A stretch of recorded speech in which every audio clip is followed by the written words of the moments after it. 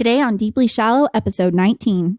We're talking 2019 highs and lows and our bucket list for 2020. What's going on? I got a vent. Ooh, start from the beginning. Tell me everything. What were you wearing? Welcome to your new obsession, Deeply Shallow. In a world where 90% of social media is only 10% of actual life, we're here to chat about the real, relatable, and completely unpost-worthy parts of it. We are bringing out the fun and dysfunctional. We're talking family, relationships, and mental health with an irreverent spin and absolutely no judgment. We're here with a blunt, sometimes harsh, and occasionally controversial edge that will leave you saying, Preach. yes. It's Deeply Shallow, real and unapologetic. We're all in this together. Listener discretion advised. Pucker up, Shallow Squad. It is New Year's Eve. Welcome to Deeply Shallow with Matt and Tara. Whether you are feeling deep or you are feeling shallow, you have come to the right place. I am your host, Tara, along always with my co-host. If he was a holiday character, he would be the tax fairy, Mr. Matt Hanley. Well, good afternoon. Hello. Tara, Hello, tax fairy. that's so lame. That is, Okay, for the next show, I'll think of like a superhero name, and I'll make it super badass. You'll make it super bad. Very manly. You'll make it super bad. Okay, so do you watch New Year's Eve like Times Square or California? You know they do, or Las Vegas? No, I don't watch that. Really? No, I mean if I'm at a party and it's like on in the background, then I mean sure. But really, the last 10 seconds before the ball drops, that's the only thing I'm interested in. Yeah. Well, I love it. See, I grew up on it. And what's crazy is when I was a kid, they effectively would redo it, like re-show it every hour because like we're on Central Time, Sure. They're on Eastern Time, so they would just like re-show it. Okay, so like, you were on a high like for 4 hours. several times. Yeah. Now they have it a little bit better, but like Dick Clark, do you even remember Dick Clark doing? No, I'm not sure who that is. It'd be like Dick Clark's Rockin' New Year's Eve. And so he was the one who hosted. Ryan Seacrest now hosts it, I think. Okay. But Dick Clark hosted it for years.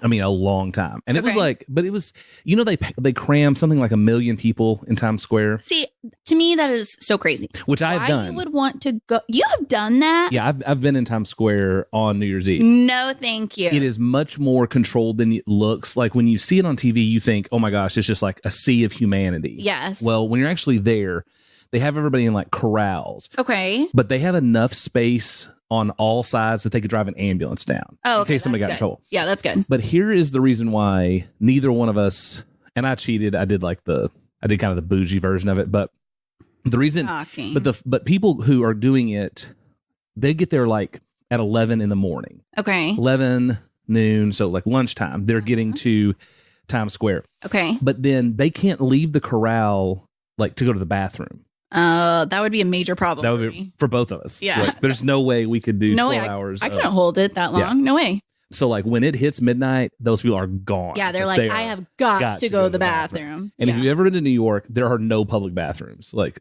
0 public bathrooms. Now, all I'm going to be thinking about when I see the ball drop from now on is how many people are peeing their pants. You're just like, why does watching this make me have to go to the bathroom? Yeah, exactly. I'm never going to be able to see the actual New Year's Eve again because I'm going to have to go to the bathroom. So I've actually done New Year's Eve in Times Square, and I've also done New Year's Eve in Sydney Harbor, which is I think that's one of the earliest places you can be for New Year's Eve. I did that in college. I can't think for sure, but what pops in my mind, I think the only cool place I've ever been on New Year's Eve is in Argentina with that is cool. Bubba and a couple of friends that we went to undergrad. It was during Jan term. Yes, right? that's when I went to Australia. Okay. Yeah. And it was really cool. But what was so funny was all of the clubs or the bars per se, they were just regular restaurants. And then they turned into these, crazy dance places after. And we ordered some shots. But that's not a thing there. Shots. Yeah, exactly. So they just brought us like these glasses of vodka, like full glasses of vodka. And we were like, bye, everybody.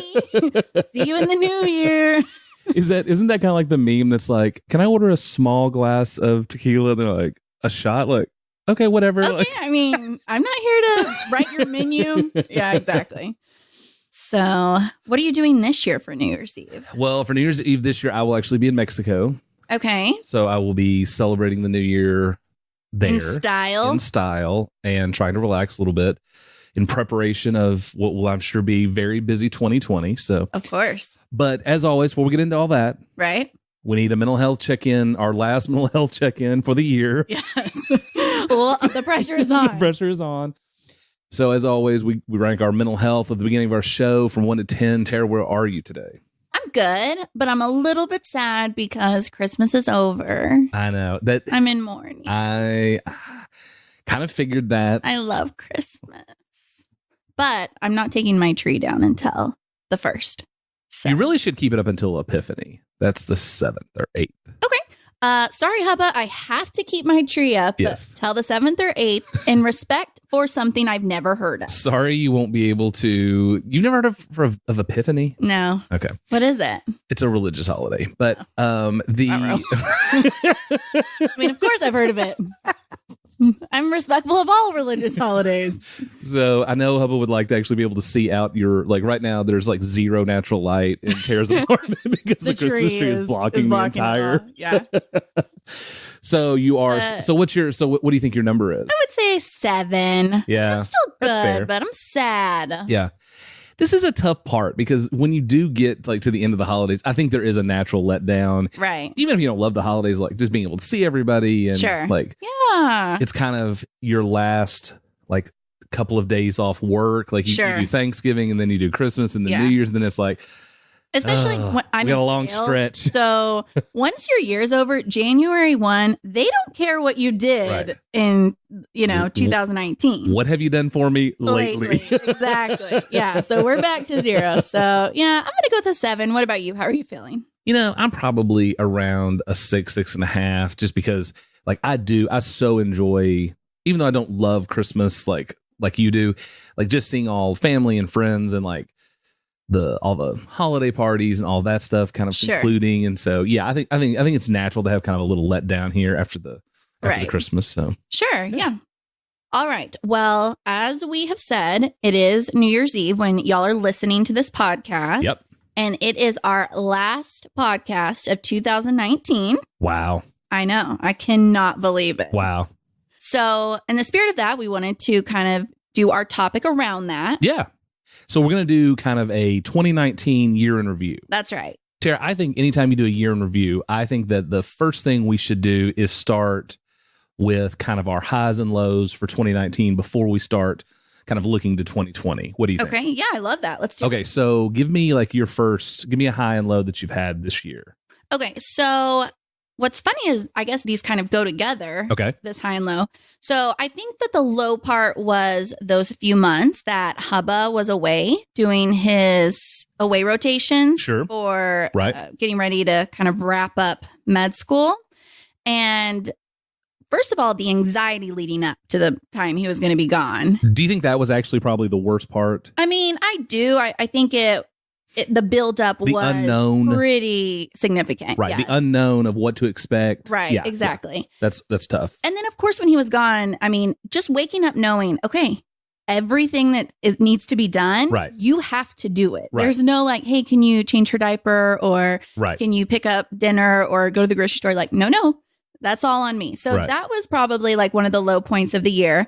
But the high point was also because of that. So I'm a very independent person, almost to a fault. Yeah. Like my husband sometimes will be like, why are you so worked up about like what's happening? Like, why are you?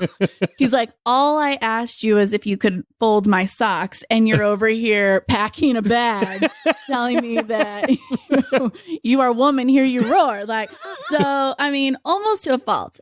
So let's just say you can go left quickly. Yes, I can go left quickly, especially if I feel like somebody is trying to put me in some kind of like female stereotype or, something like that. Right. And so it was good for me in a sense because I was able to see, yes, I can do everything on my own. Right. But I do not want to do everything on my own. Yes. And so I don't want to say it made me a little bit softer, but it kind of pushed me into that direction. Right. I think. Maybe like gave you some perspective. Yes. Maybe not solve, but like maybe gave you some perspective. Right. Yes. It definitely gave me some appreciation that I will walk around sometimes being like, I do everything, but actually I really don't do everything because now I know what it actually looks like. What it actually is. Yeah. So a low was him being gone. A high was me kind of appreciating, the help that he is able to give. And I think it was good for me. It was good for our marriage. So I'm going to give that one of my high points. That's awesome. What about you? What was one of your highs and one of your lows? So one of my highs, actually, I'm going to say was turning 40. Okay. And I know that like some people, may say, like, why would that be a high? Right. But I'm like really proud of what I've achieved in 40 years. Hell yeah. And so like when I look back on it and I think of like how far I've come from, and from where I came from to where I am now professionally and, in relationships and those type of things, like I'm really proud of that. And so absolutely, I think that turning 40 really was a positive thing for me looking back. And of course I got to celebrate with all of my favorite people and all of those things. So I think that was like a really big high for me. Right. Sure. Just to be able to look back and go, and I've never really been a huge, while I loved our episode on aging, like I've never been one to really like quantify like, okay, that a birthday is somehow going to change you. But I do think that was a really big high for me. Sure. Absolutely. From a low point though, and you recall this, like earlier in the year, like I actually got pretty sick. Yes, you did. And so like this was actually before I turned 40. This is pre-date. But like that was a time that was really tough for me because it started to make me question that, this lasted for several months. They couldn't figure out what was going on. And that was kind of like two things came out of that. One is that it kind of not made me question my mortality because I really don't have an issue with mortality. Sure.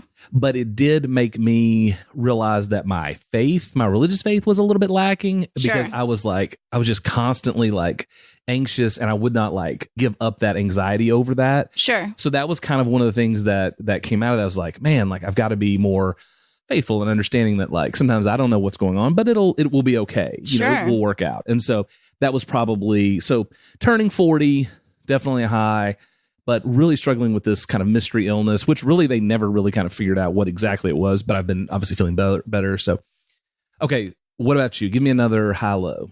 So when I was making this list earlier, I actually didn't realize this, but both of my highs and lows, the low somehow impacted the high.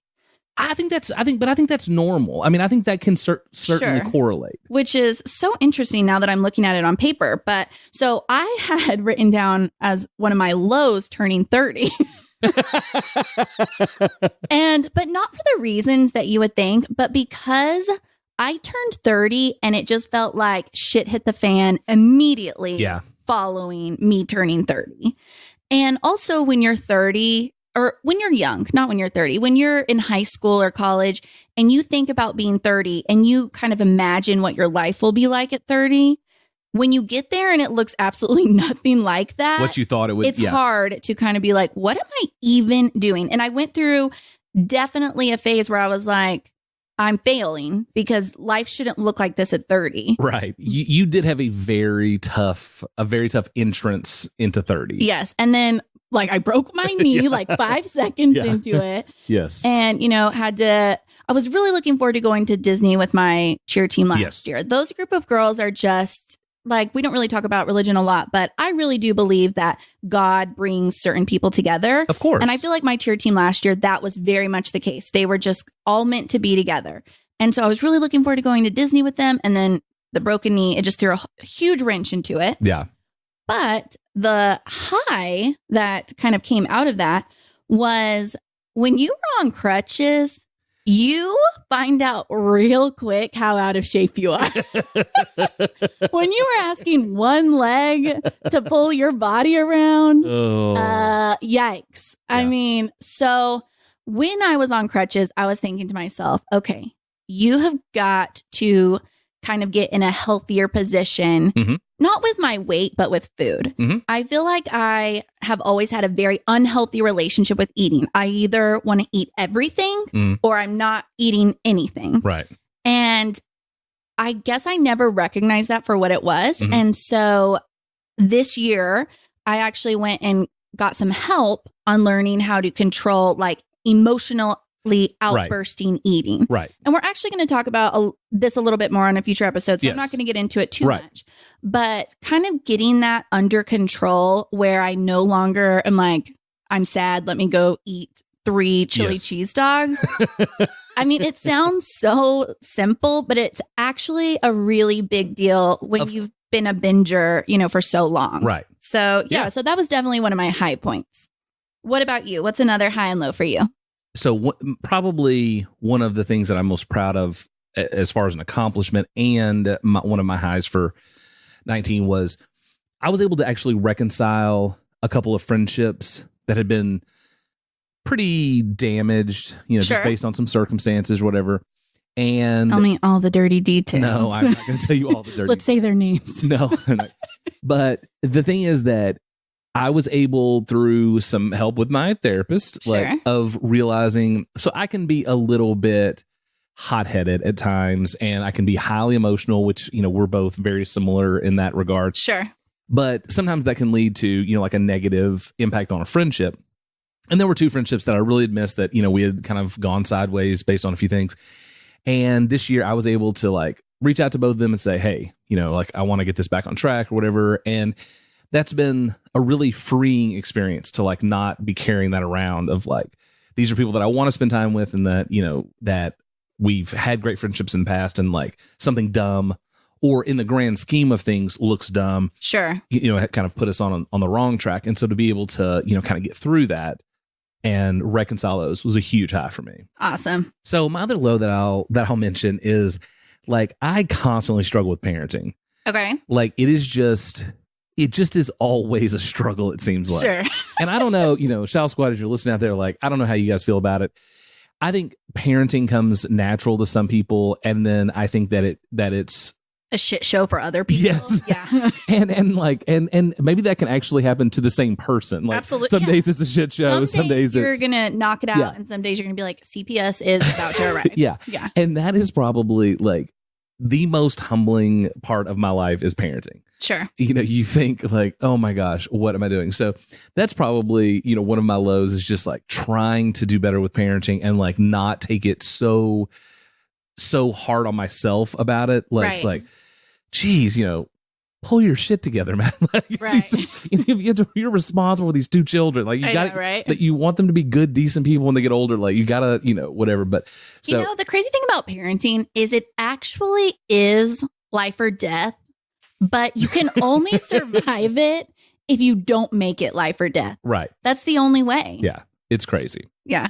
So Tara, I think you will agree that when we kind of sat down to kind of map out our end of year episode, a lot of things we're surrounded by the podcast. Absolutely. Like as far as highs and lows. Absolutely. So I think we would be remiss to not kind of go through some of those. Right. And it's weird talking about our podcast on the podcast. On the podcast. But I mean, that has definitely been, I think, one of the most unexpected and highest moments of the year. And I mean, without a doubt. So tell me, kind of give me some of your highs or high and low on the podcast. Well, one of my first highs about it is because we agreed to just put it all out there, it has made me so much more comfortable with who I am, like in my skin, what I think about things than I think before. Right. Which is probably shocking to some people that there was any level of uncomfort. Any more that could come. Yeah. Right. But because it's all out there, I feel so free in a way. Like I have nothing, like there's no skeletons in the closet. They're all out and about,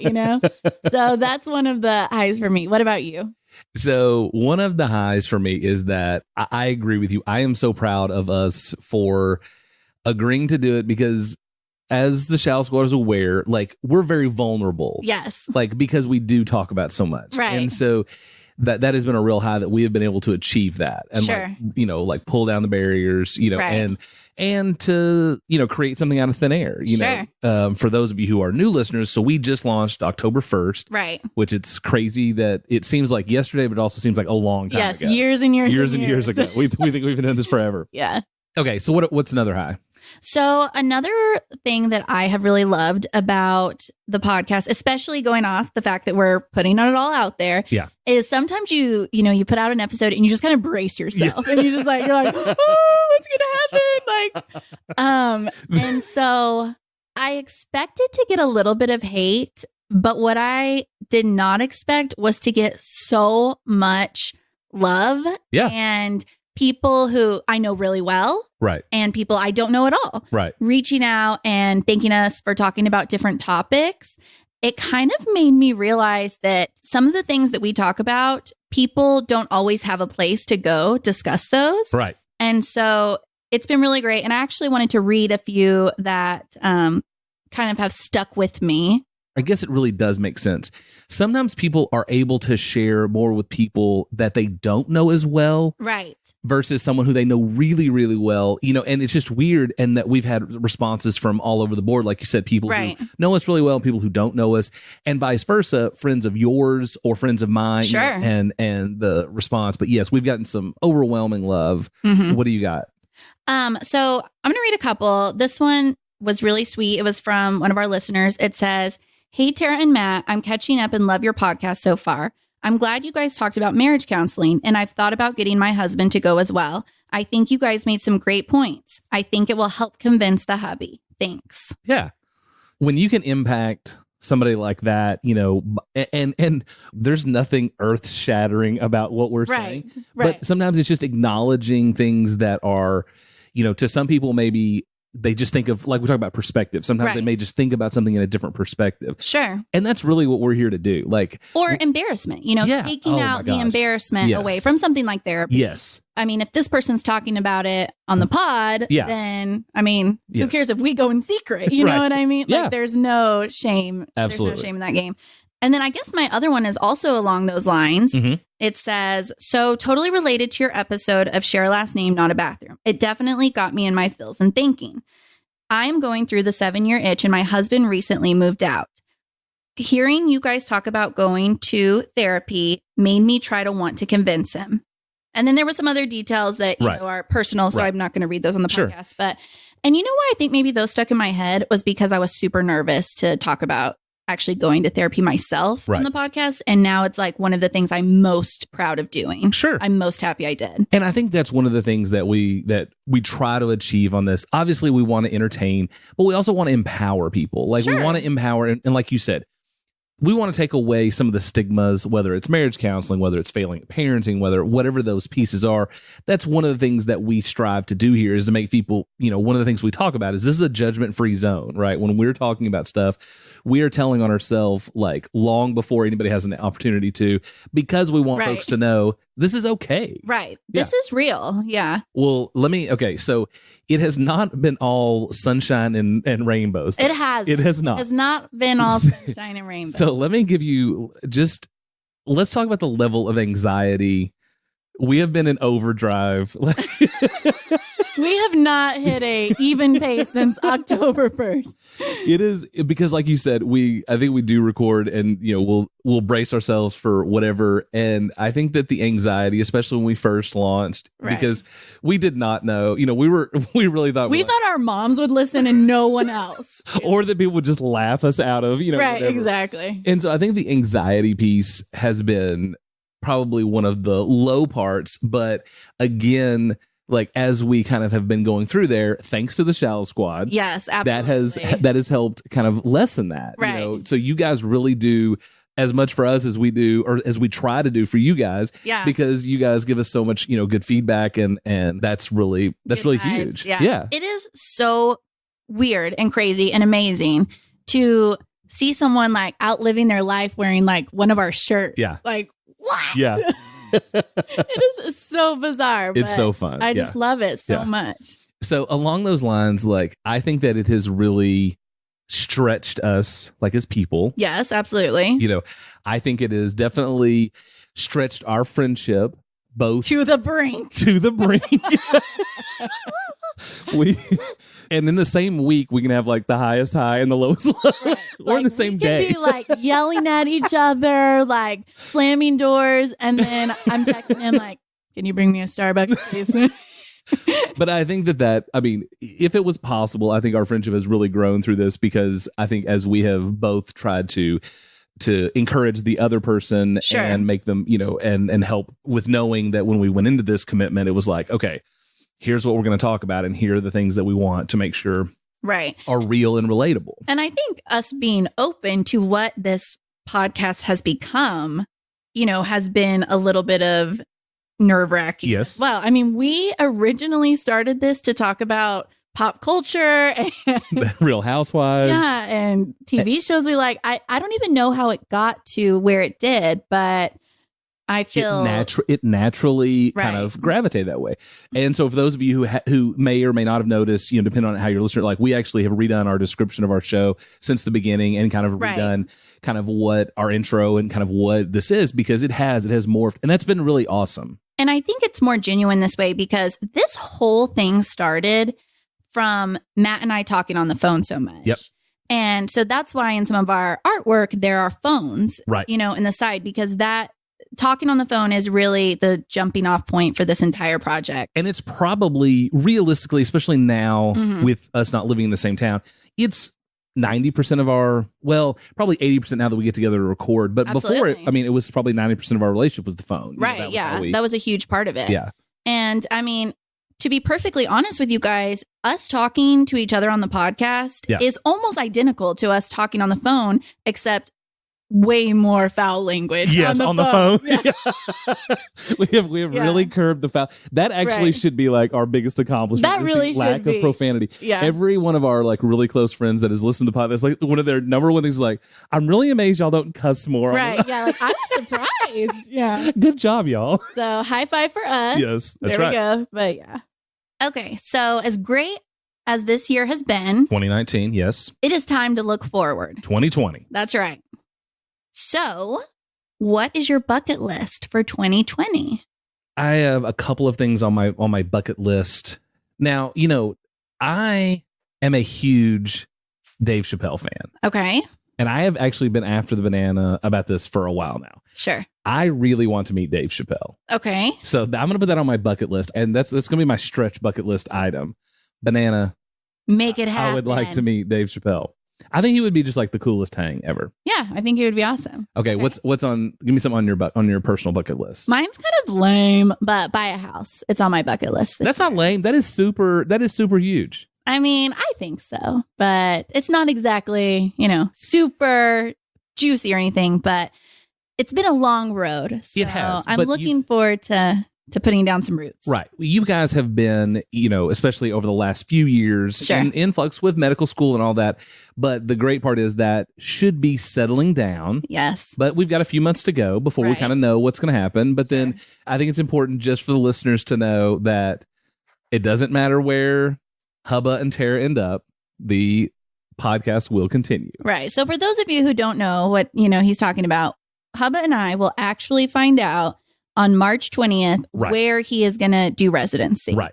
It's not, a typical job hunt. No, it's not. It's very complicated and complex, but pretty much they will let us know on March 20th where we're going to be. Let's just, to make it an easy understanding for the listeners, it is like a draft like in the NFL or the Major League Baseball. Yes. Except if the players and the teams had to agree on where they were going. That's how I've been able to describe what the residency application. Mostly it's about the teams. Yeah. But they do take into consideration the players, but not really. So we'll see. But no matter what happens. Yes, the pod will continue. Not to worry.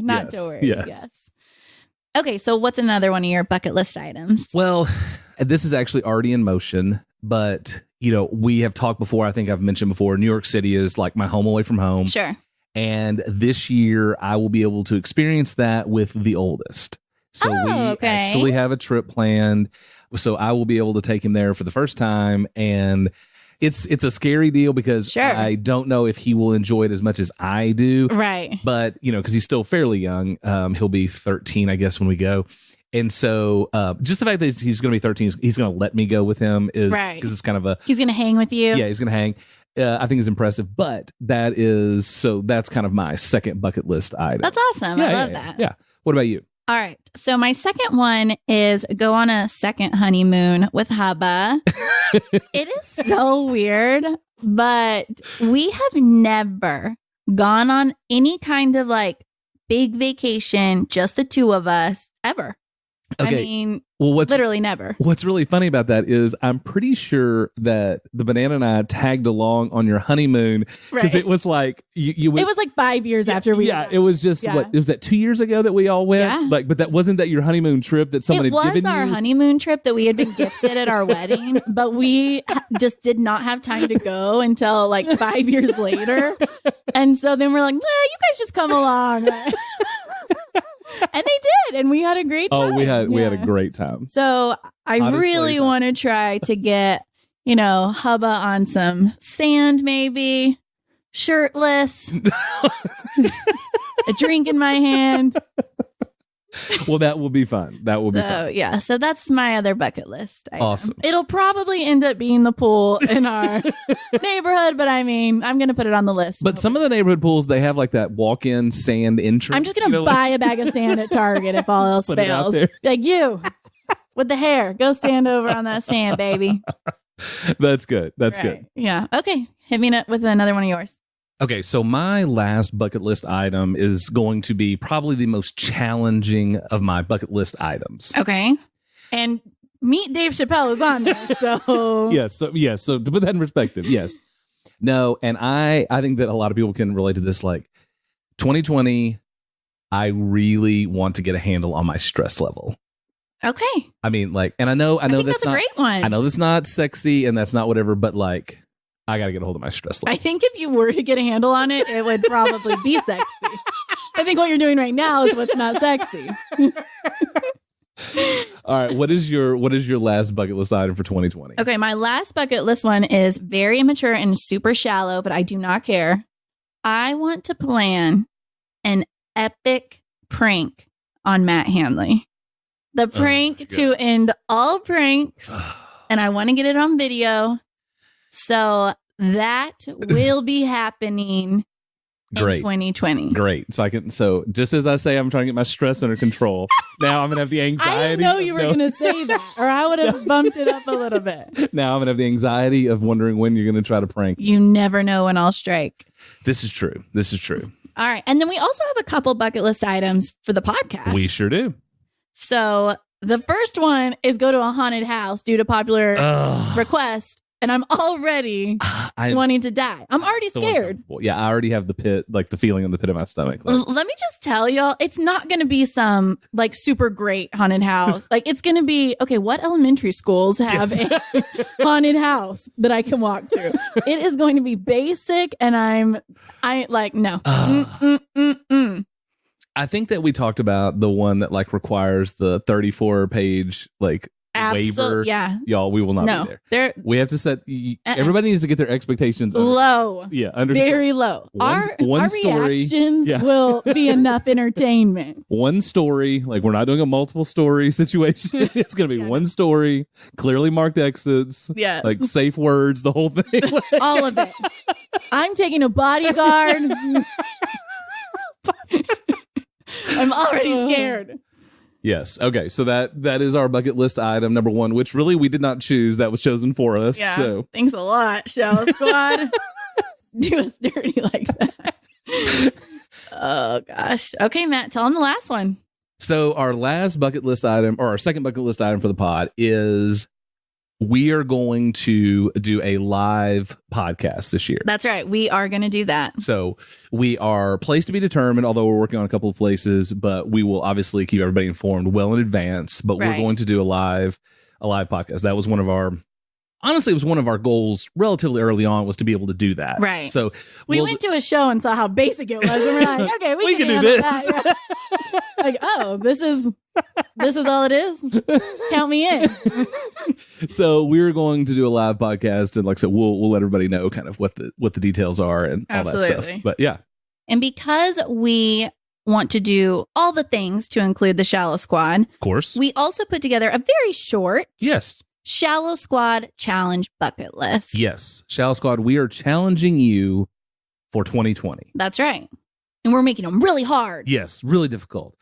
Tara, what's our first challenge for the Shallow Squad? Okay, so the first challenge for the Shallow Squad may sound cliche, but I really want all of our listeners to have a moment that they really feel like they were able to do this. And it's, don't be afraid to be yourself. Right. People can judge you. Yes. They're allowed. Yeah. And they will judge you because they're bored. Yes. It doesn't matter. It really doesn't. Yeah. Don't be afraid to be who you are. Love yourself. You're doing a great job.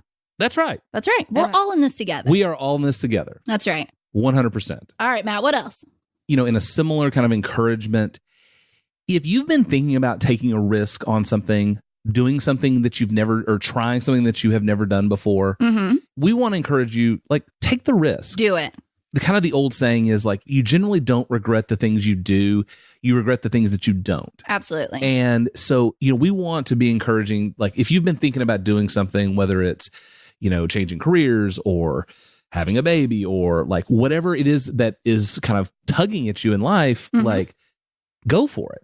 And if you want to write poetry, fail, then it's an epic fail. Right. But go for it. Go for it. That's the thing is you won't know until you try. That's right. And I think that's one of the things that we have learned through this process is you just don't know until you try. So take the risk, take the plunge. Do it. Speaking of taking the plunge, okay, we have one more announcement for 2020. Yes. And that is that we are bringing to life the Deeply Shallow blog. Absolutely. It's going to be on the website. Yes. We're starting it in January. deeplyshallowpodcast.com. That's right. Our first blog post will post on January 1st. That's right. And then we'll do weekly. And Tara and I are actually going to rotate. So you'll get to hear from one of us one week and the other. And it's just going to be kind of a continuation of the show. Podcast. Yeah. What we think, anything that we're into that week. Yeah. So that's going to be fun, I think. I think it's going to be great. Yeah. Okay. So speaking of blogs, there are obviously 1 bazillion bloggers out there. Of course. Yeah. In the world. Yeah. And some of them are garbage and some of them are great. But we have come across a fashion and lifestyle blogger who we actually love. Yes, and she's a big supporter of our show as well. She is, yeah. She's a fan of the show, and her name is Brooke Schulmeister. Yep. And her Instagram handle is Brooke, BROOKE_Schul, SCHUL. And the thing we love about her is that she's not one of those bloggers who's like, oh my gosh, y'all, I'm obsessed with this $400 white t-shirt. You have to have it. It's like, okay, delete. That's like the Matt Hanley bloggers of the world. Oh my God. Go ahead. But so anyway, she's super cute. She blogs about things that she decorates her home with or wears. And it's stuff from Target and, places that you actually go. Yeah. We just love her. She's about to have a baby. So she's doing this, a series on pregnancy and baby products. And so she's definitely one to check out. She's amazing. And her website is brookeschul.com. Excellent. Okay, Tara, this is your last chance of the year to get your... Pull out my manila folder. It's the time of the show that you love. I hate that. So what is your final I hate that for 2019? Well, that feels like a lot more pressure than originally. Okay, and if you know anything about Tara, she will fold up like a card table if you apply too much pressure. Yeah, I'm scared now because mine just seems so average. Seems like such an average complaint to wrap up my entire year and the decade. Go ahead. Oh God. All right, well, this is stupid, but the thing that I hate is when you pull into a business to try to cut through to get to another business, and you can't. The parking lot is like enclosed. What kind of planning asshole did that? I am trying to cut through this gas station to get to Taco Bell. Let me out of here. So you effectively want the parking lots to be an extenuation of the road? Yes. Like you want a parallel road in the parking lot. The other day, I was trying to pull into Chipotle from Starbucks. And whatever monster designed the parking lot they were next door to each other. I should not have to get back on a busy road to get to turn in 5 seconds later to get to the other one. So, oh my gosh, I don't know how epic that was for last I hate that of the decade. But I think it sums it up perfectly. I hate that. What about you, Matt Hanley? What epic thing are you hating? Okay, well, so my epic, I hate that for to end 2019 is in the same vein. It's really just going to be kind of a rant. So, who still writes checks in 2019 at the grocery store? Oh, that's annoying. Okay, so I had this really annoying. If you are over the age of 75, please turn down this podcast. Right.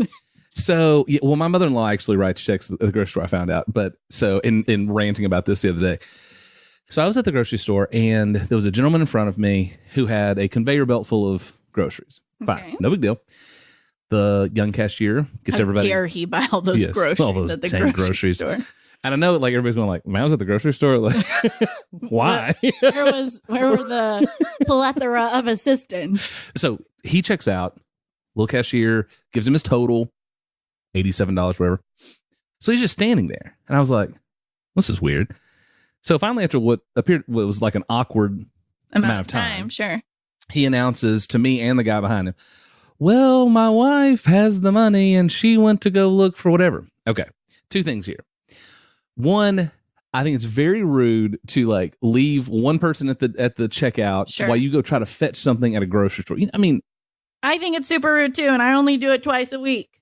So anyway, so here she comes, from the back of the store or whatever, but she's not even like fake hustling. Yeah. You know how like when you realize like somebody's waiting on you, like you need knees to chest. Yes, you need to give chest. Or like when you're crossing the crosswalk, like you give a little like you're putting in some effort to it, but you're really not. It's just for show. So this woman gets up to the deal and then starts like to argue with the husband about whatever like they could not find.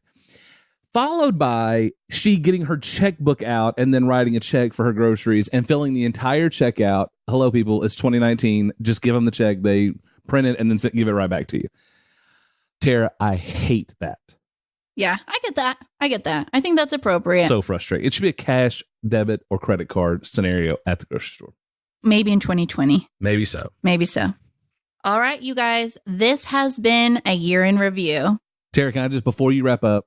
Yes. Can I tell you that being that this is our last show, I want to wish you and your entire family like a very prosperous 2020.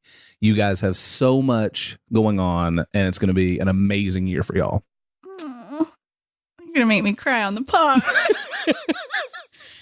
2020 is, for those of you who know us, well, that 2020 is actually the end of what has been a really long road getting Chris through medical school, and I cannot believe it's about to be over. I'm going to be so happy when it is. But I say all the time, I say this to Matt and to Hubba and, pretty much anyone who will listen. We could never have done this alone. I mean, without your village of people, it is impossible to get through a process like this. And so knowing we're starting this new chapter surrounded by all the same people we have had through it feels like one of the biggest accomplishments. Well, it is, because so many people have their version of medical school going on right now, right? They have their version of it, whatever that is in their life. Absolutely. And you need people around you to help with help get to that point, whatever that is for you. Absolutely. And so anyway. Well, since you did me like that, I have a meme I really want to read. And it says, stats show that the average person has sex 89 times a year. Looks like I'm in store for a wild December. Just remember, we may sound shallow, but the depth is real.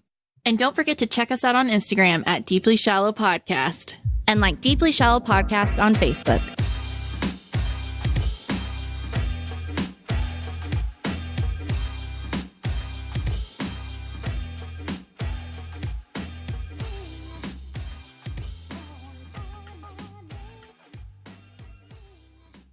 Hey, Tara, we've really enjoyed our podcast experience, but I think we would both agree that creating and launching a podcast is way more than just recording content.